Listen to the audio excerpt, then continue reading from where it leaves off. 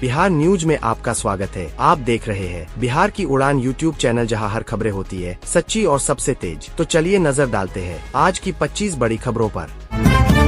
नेता प्रतिपक्ष तेजस्वी यादव ने सदन में बिहार की महिलाओं को लेकर ऐसा बयान दिया कि बवाल शुरू हो गया है। उन्होंने कहा कि सरकार महिलाओं को आगे बढ़ाने की बात करती है, लेकिन बिहार की महिलाएं बिकती है, वो भी 10,000 रुपए में। हालांकि तेजस्वी यादव ने उत्तराखंड के एक बीजेपी नेता के कथित बयान के हवाले से ये बात कही थी, मगर उनके बयान पर सदन में भारी हंगामा शुरू हो गया। अब उनका बयान तेजी से वायरल हो रहा है। नीतीश सरकार ने उच्च शिक्षा को मजबूती देने की दिशा में बड़ा फैसला लिया है। सीएम ने घोषणा की है कि इसी साल राज्य में 213 नए डिग्री कॉलेज खोले जाएंगे। आगामी शैक्षणिक सत्र से इन कॉलेजों में पढ़ाई भी शुरू हो जाएगी। साथ ही राज्य के 55 पुराने प्रतिष्ठित शिक्षण संस्थानों को सेंटर ऑफ एक्सीलेंस के रूप में विकसित किया जाएगा, ताकि युवाओं को रोजगारपरक और गुणवत्तापूर्ण शिक्षा मिल सके। देश की पहली सहकारी cab taxi service Bharat taxi आज से दिल्ली और गुजरात के कुछ शहरों में शुरू हो गई है। अमित शाह ने दिल्ली में इस ऐप को लॉन्च किया। इस मौके पर गृह मंत्री ने कहा कि सर्विस की सबसे बड़ी खासियत यह है कि इसमें ड्राइवरों से कोई कमीशन नहीं लिया जाएगा और वे खुद इस प्लेटफॉर्म के हिस्सेदार या मालिक होंगे। इसके अलावा पीक आवर्स में यूजर्स को ज्यादा किराया भी नहीं देना होगा। पश्चिम बंगाल विधानसभा चुनाव 2026 को लेकर दिल्ली में कांग्रेस की अहम बैठक हुई है। पार्टी आलाकमान और बंगाल कांग्रेस के नेताओं के बीच हुई इस चर्चा में अकेले चुनाव लड़ने की संभावनाओं पर जोर दिया गया है। ममता बनर्जी के नेतृत्व वाली टीएमसी ने विपक्ष के इंडिया ब्लॉक का हिस्सा होने के बावजूद कांग्रेस या किसी सहयोगी के साथ गठबंधन पर कोई बातचीत शुरू नहीं की है। लोकसभा स्पीकर ओम बिरला ने कहा कि पीएम मोदी सदन में आते तो विपक्षी सदस्यों की ओर से कोई अप्रिय घटना हो सकती थी। इसके जवाब में कांग्रेस सांसद प्रियंका गांधी ने कहा कि यह पूरी तरह झूठ है। पीएम को चोट पहुंचाने का सवाल ही नहीं था। अब वे स्पीकर के पीछे छिप रहे हैं। उन्हें कल सदन में आने की हिम्मत नहीं हुई। आप सरकार से क्यों नहीं पूछते कि सदन में नेता प्रतिपक्ष को क्यों नहीं बोलने दिया जाता? तेज प्रताप यादव ने राहुल गांधी पर निशाना साधते हुए कहा कि उन्हें खुद को निलंबित कर लेना चाहिए। उन्होंने प्रधानमंत्री नरेंद्र मोदी की तारीफ करते हुए कहा कि पीएम देश क्यों बेचेंगे, जो बेच रहा है वो सदन में है। राहुल गांधी देश बेच रहे हैं, पीएम मोदी अच्छा काम कर रहे हैं। तेज प्रताप का राहुल गांधी पर तीखा वार और पीएम की खुली तारीफ ने बिहार और देश के राजनीतिक हलकों में नई बहस छेड़ दी है। राज्यसभा में पीएम मोदी ने कहा कि आज दुनिया चुनौतियों से जूझ रही है। नए वर्ल्ड ऑर्डर में दुनिया का झुकाव भारत की ओर है। महिलाओं युवाओं का विकास हमारा लक्ष्य है। देश रिफॉर्म एक्सप्रेस की राह पर है। कांग्रेस के शासन में कोई ट्रेड डील नहीं हुई। कांग्रेस की वजह से देश की अर्थव्यवस्था पीछे है। आज देश नीति के आधार पर चल रहा है। यूरोपीय यूनियन के साथ हमने मदर ऑफ डील्स की है। प्रधानमंत्री नरेंद्र मोदी ने एसआईआर प्रकरण पर सुप्रीम कोर्ट में पश्चिम बंगाल की मुख्यमंत्री ममता बनर्जी की पैरवी को लेकर राज्यसभा में कहा है, घुसपैठियों को बचाने के लिए अदालतों पर प्रेशर पैदा किया जा रहा है। उन्होंने कहा, देश के नौजवान कैसे ऐसे लोगों को माफ करेंगे जो घुसपैठियों की वकालत करने के लिए ताकत लगा रहे हैं। बिहार विधानसभा में गुरुवार को बजट सत्र में राज्यपाल के अभिभाषण के दौरान मुख्यमंत्री नीतीश कुमार और नेता प्रतिपक्ष तेजस्वी यादव के बीच हल्की नोकझोंक हो गई। इस दौरान मुख्यमंत्री ने तेजस्वी से कहा, बैठो, तुम अभी बच्चे हो, तुम्हारा बाप मेरे समय का है। नीतीश ने कहा कि एनडीए सरकार के आने के बाद राज्य की हालत सुधरी है।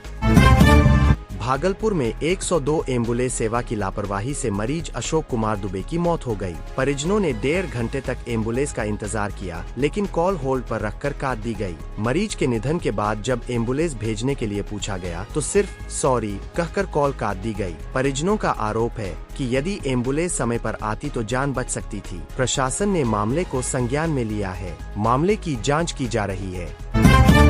कांग्रेस अध्यक्ष मल्लिकार्जुन खड़गे ने कहा कि संसदीय लोकतंत्र पर हमले हो रहे हैं, सामाजिक न्याय को कमजोर किया गया है। उत्तराखंड सरकार ने मोहम्मद दीपक के खिलाफ मुकदमा दर्ज किया है। वह सद्भावना के लिए खड़ा हुआ था। एक शख्स जो किसी झगड़े का समाधान करता है, आप उसी को खत्म करते हो। देश के लिए कुछ नहीं करते, सिर्फ ध्रुवीकरण करते हो। देश में बुलडोजर पॉलिटिक्स को रणनीति के तौर पर इस्तेमाल किया जा रहा है।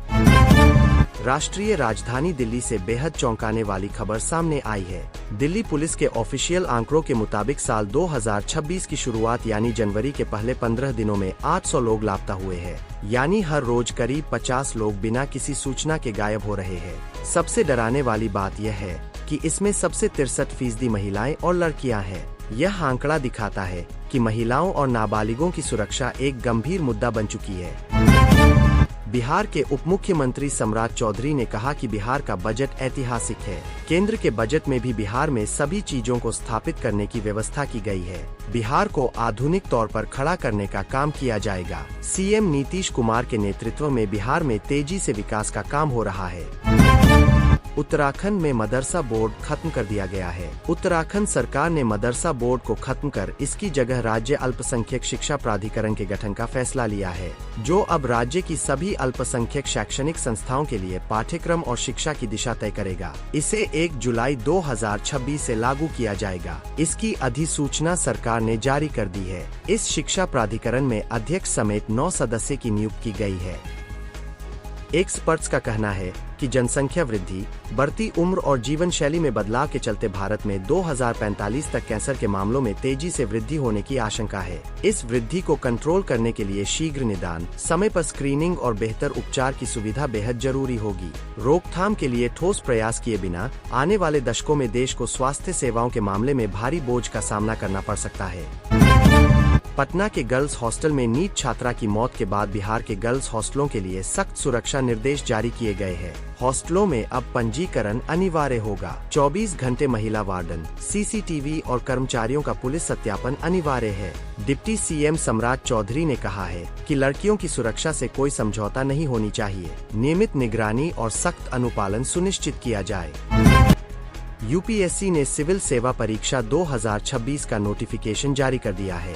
योग्य उम्मीदवार अधिकारी वेबसाइट पर 24 फरवरी 2026 तक अप्लाई कर सकते हैं। करीब 933 पदों को भरा जाएगा। इनमें 33 वैकेंसी बेंचमार्क दिव्यांग वर्ग के उम्मीदवारों के लिए आरक्षित है। प्रीलिम्स एग्जाम मई 2026 में होगा। इस बार से परीक्षा केंद्र पर उम्मीदवारों का AI फेस ऑथेंटिकेशन होगा। फॉर्म भरते समय लेटेस्ट फोटो अपलोड करनी होगी। नीट छात्रा मामले में डीजीपी विनय कुमार ने बड़ा एक्शन लिया है। डीजीपी ने कहा, पटना स्थित शंभू गर्ल्स हॉस्टल का लाइसेंस रद्द होगा। हॉस्टल संचालिका पर भी कार्रवाई की जाएगी। इस मामले में पुलिस को सूचना देने में काफी देर हुई। इसे गंभीर लापरवाही मानते हुए संबंधित हॉस्टल के खिलाफ कार्रवाई का फैसला लिया गया है। संचालिका को भविष्य में पटना में कोई भी हॉस्टल चलाने की अनुमति नहीं दी जाएगी।